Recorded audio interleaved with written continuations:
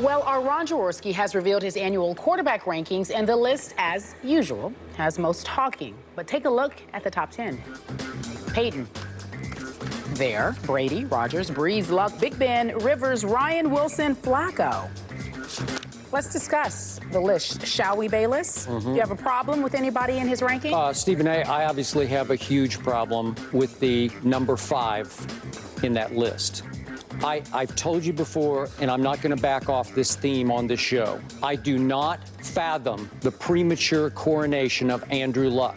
Maybe someday he will earn his way into the top 5, but I do not understand how a man I respect so much, Ron Jaworski, could already elevate him above a Ben Roethlisberger. I'm going to remind you again, RG3 outplayed Andrew Luck during Andrew Luck's rookie year, their rookie year. And in that year, Andrew Luck had the second most turnovers in the National Football League, just short of Mark Sanchez and the butt fumble.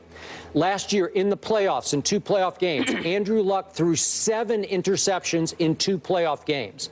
He was the reason they came back against Kansas City, because he was the reason that the hole got dug against Kansas City.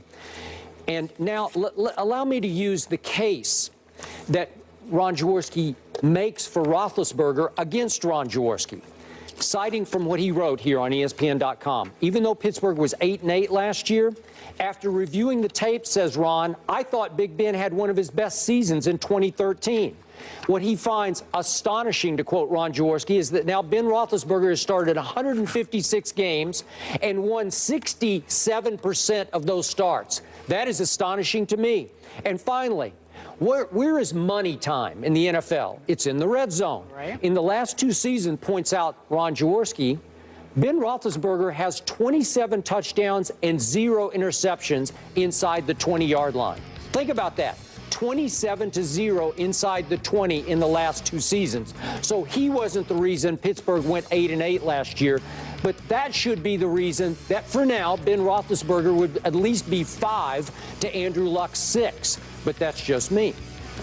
Well, I'm not going to say that I concretely disagree with you about Big Ben Roethlisberger, because he is tried and proven. He is somebody that's a Super Bowl champion 2 times over. I got a lot of respect for Big Ben Roethlisberger. He's been relatively inconsistent over the last couple of years. The Steelers getting off to the slow start last year didn't help. He did come on strong in the second half of the season, but there are times, and I think that we've got to accept this, Skip. There are times we find ourselves looking at Big Ben Roethlisberger and saying, where are you? You need to get it done. You do find yourself saying that about him because you know what he can do. Yep. That's why you're asking yourself. You're not asking yourself like, oh, because he never gets it done. Yep. You're asking yourself, where is he? Because you've seen him do it before. And you're wondering, when is that guy going to show up in terms with the level of consistency again? Andrew Luck has 2 consecutive 11-5 seasons in his first 2 years in the NFL. Over that same time period, Ben Roethlisberger has been 8-8.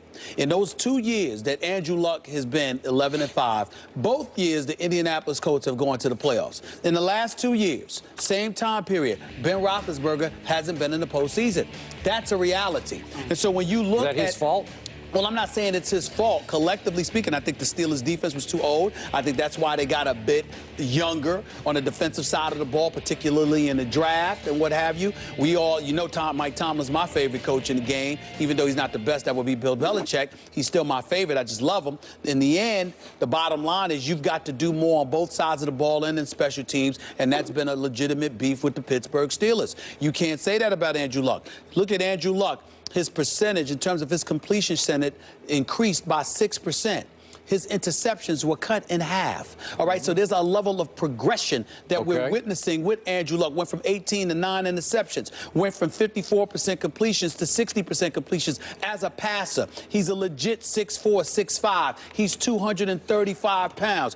Big legs, strong, durable, reliable. And when you look at the athleticism, because he has the ability to run, to move a foot, and to really make things happen and move the chains with his feet, not just his arms. His intellect is unquestionable, and this is just 2 years in the league. So, yes, RG3 had a better rookie season than him, but then we saw what happened last year, albeit coming off of injury. You look at Andrew Luck. It's the throwing accuracy, it's the athleticism, it's the leadership, and you combine all of that with his youth, and you find yourself fantasizing about what he could be, because when you see young quarterbacks, especially... I'll buy that. You fantasize about what he could be. But wait a minute. But what is he? But it's also in a league where mobile quarterbacks seem to be in vogue. Andrew Luck is the prototypical quarterback. He can stand in the pocket and get it done, and gets it done that way and with his feet. And again, 11-5 with improvement and 2 playoff appearances, which to me gives him an edge over Big Ben, gives him an edge over Matt Ryan, gives him an edge over those guys. Now, if you want to come and say Colin Kaepernick, or you want to say a Russell Wilson because of the success that they've had, no. I'm just saying. But if you're not going to say that, then I have no problem with him being in number 5, because Phillip Rivers doesn't deserve to be ahead of him. Big Ben Roethlisberger, based on his last 2 years of production, doesn't deserve to be ahead of him. Matt Ryan doesn't deserve to be ahead of him. Again, 7 interceptions in 2 playoff games. What? Explain, please. No. Again, rough outing. Came back, though. 2 rough outings. Hey, listen, came back. 2. Listen. 7? What if Peyton Manning threw 7 in 2 games? We would be... The world would stop. We call it a disastrous night. We saw it in the Super Bowl. We saw it in the Super Bowl. Disastrous. I don't think it was his fault. His players, his teammates were scared to death. They were petrified on reaching the boom. But I'm just saying, in the end, I look, and I told you this. You and I disagree from day one. Love RG3, but I told you, Andrew Luck's a bad boy. Okay, and he's only getting better. He's only getting better. You said you look at Big Ben now and you say, where are you? You need to get it done. I said that several times last year during the regular season about Andrew Luck. Now, he was sensational in big games, big stage home games against Seattle and Denver, the 2 Super Bowl teams. I give you that. And he had a couple other sensational games. But he lost to Ryan Tannehill at home? Really? Did he do that? He lost a Monday night game. Go back and look at the tape of the Monday night game at San Diego. Tell me what you saw. Where are you, Andrew? Tell me what you saw in the 3-interception game against the St. Louis Rams. Tell me what you saw. I understand. Where are you, Andrew? Those points, but what drives me crazy when you do stuff like that, I can say this. I saw Joe Montana lose a playoff game 49-3. It happens. I'd already seen him win a Super Bowl. Yeah, but what I'm saying, what we saw again, you saw Roethlisberger win 2 before that. You saw Roethlisberger win 2. But I'm saying to you, I also saw the last 2 seasons. Don't get me wrong. I haven't given up on Big Ben Roethlisberger. I think he'll show up this year and he'll do well. So do I. And I think durability is a question mark because he takes a lot of hits, because he's willing to take those hits to buy himself time. You know, he'll stand in the pocket and wait. I mean, he's a receiver's dream because he'll wait to get you open now. I mean, he can fend off tacklers and a whole bit. But in the end, Big Ben Roethlisberger, based on the last 2 years, has either flatlined like this or gone down a little bit, and Andrew Luck's going this way.